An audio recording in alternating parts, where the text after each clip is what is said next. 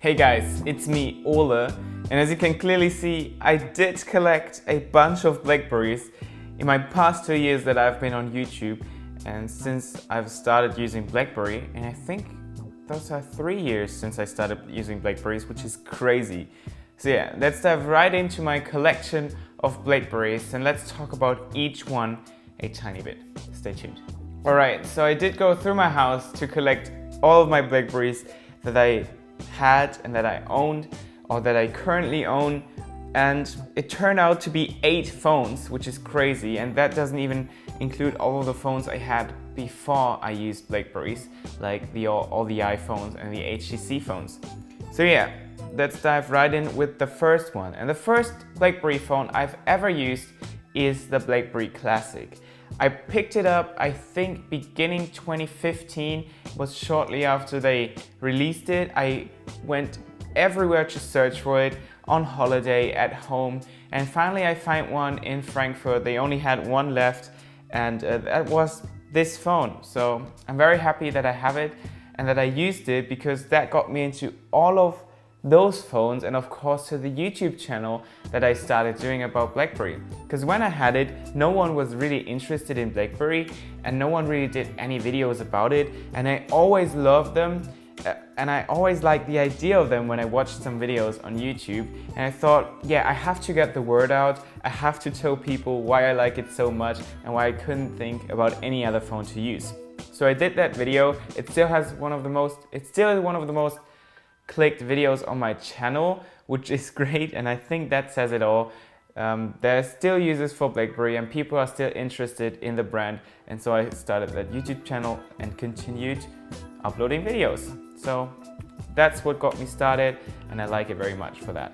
Still, as you can see, it's still charged up. I use it as my alarm clock in the morning because it is the loudest one currently that I have on any phone, so I do use that.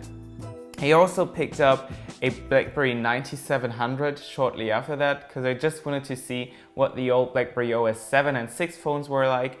So I picked up a very cheap one. I think it was 30 euros. It's pretty beat up. As you can see, the glue is not really sticking to the screen anymore. And it's really not usable for anything I do. So it's just nice to have it in my collection, and I like looking at it, having it in hands. You can clearly see how far Blackberries have come from this, because this is just an all plastic build, and if you compare it to the Classic, which is a very hefty phone, the Blackberry 97 is something totally different, but still it was a productivity horse back in the day, so I like having it. The next phone I bought was the Blackberry Q10.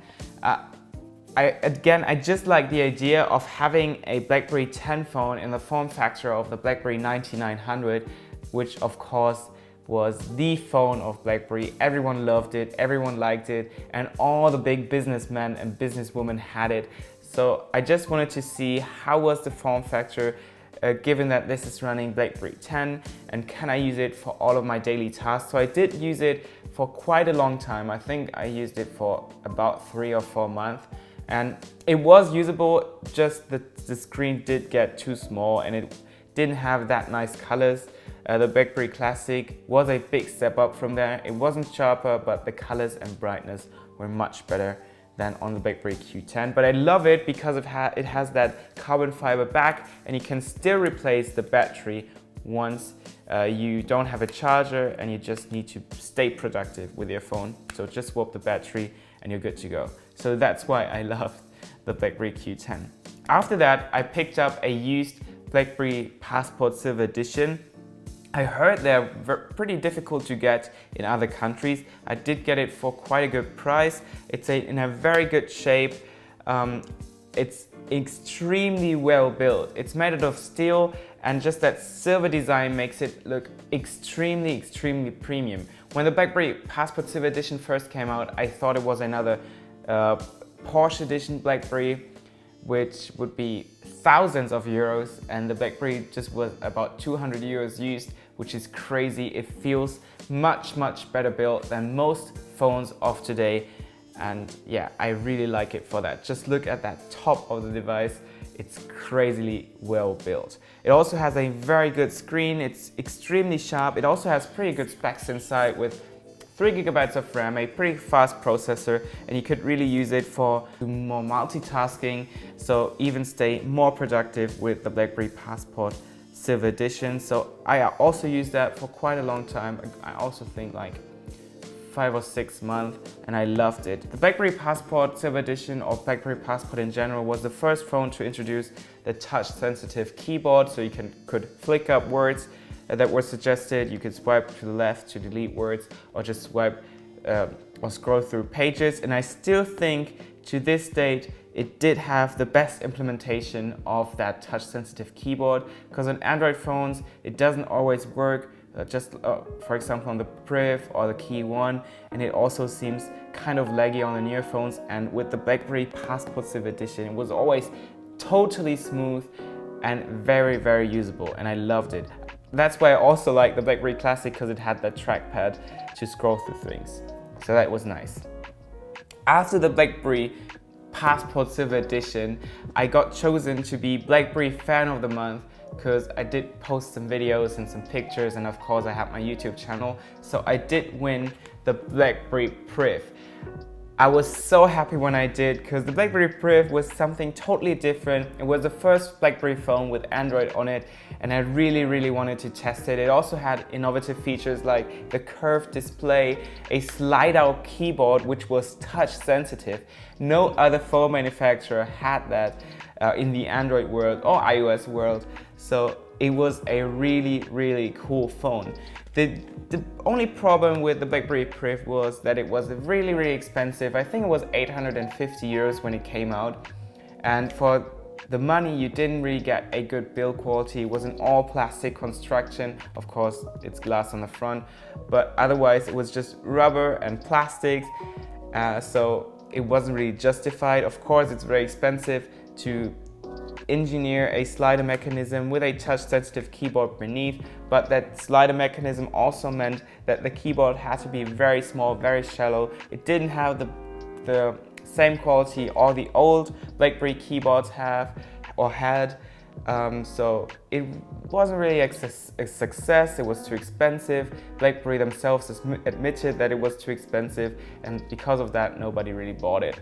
So it was a flop, but still you need to have it in your collection if you're a BlackBerry fan, because it just was the first phone to go Android. And I did crack the screen, sadly.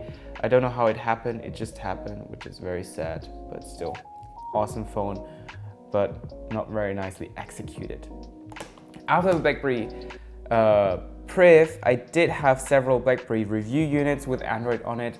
So the D-Tech 50, the D-Tech 60, both were great phones. They just didn't have any BlackBerry design language. So I think BlackBerry or TCL released them to test the Android operating system on the BlackBerry branded phones and how they are accepted in the world. So it did lead to new devices, and one of them, you all know it, is the BlackBerry Key One. And as you can clearly see, I have 2 Key Ones sitting on my desk. Some of you may know why. For those of you who don't, the first production run of the BlackBerry Key One had some issues with the display or the fixing of the display. So the display fell out on some units, and one of those units was mine. So as you can see, the display falls out.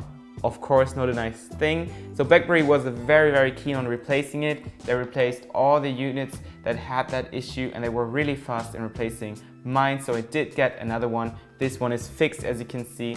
And I think they improved some glues and some mounting points, I don't know, but it does work.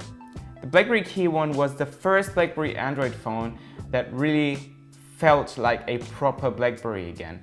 You did have the nice keyboard, which the only difference was that the keys were glossy, but that wasn't a big issue at all. They introduced the fingerprint sensor in the spacebar with the Key One, which is a great idea. It's a very good placement. It's still usable very nicely. It's nice to type on, and it was extremely, extremely fast. I think it's still one of the fastest fingerprint sensors on any phone I've used.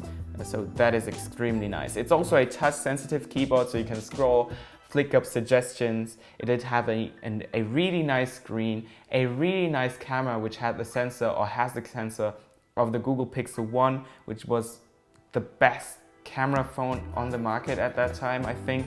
So it still takes awesome pictures, and it's great for productivity work that includes social media or media in general.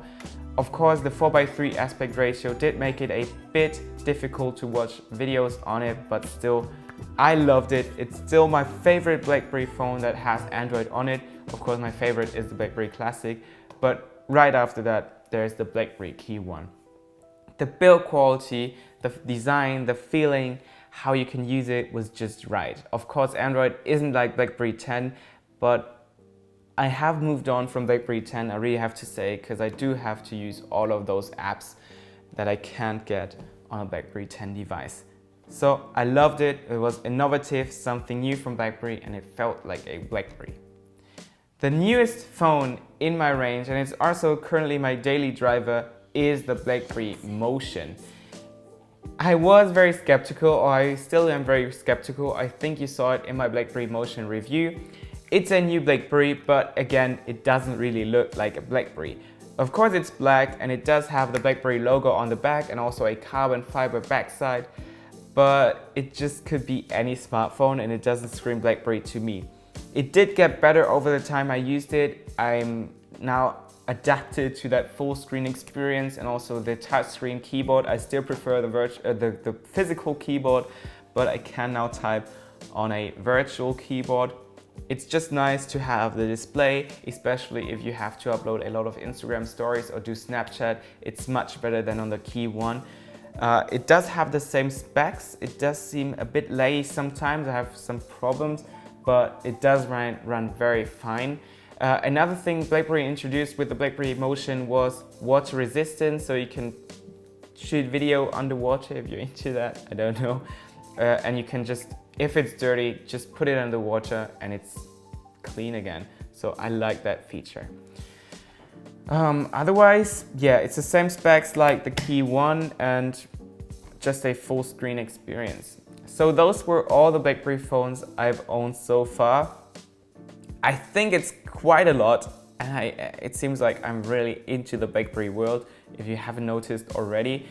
So yeah, if you like this video, make sure you give the video a like, and if you like the idea of it, leave a comment in the comment section below on what you think of it. It would be also very interesting what BlackBerry phones do you own, and how many do you own, and how did you get into the BlackBerry world? I would be really interested in that. Also, make sure to follow me on my social media channels, Instagram and Twitter. You see them right now. And I'm sure we'll see us or each other in my next video. See you in my next video. Until then, bye.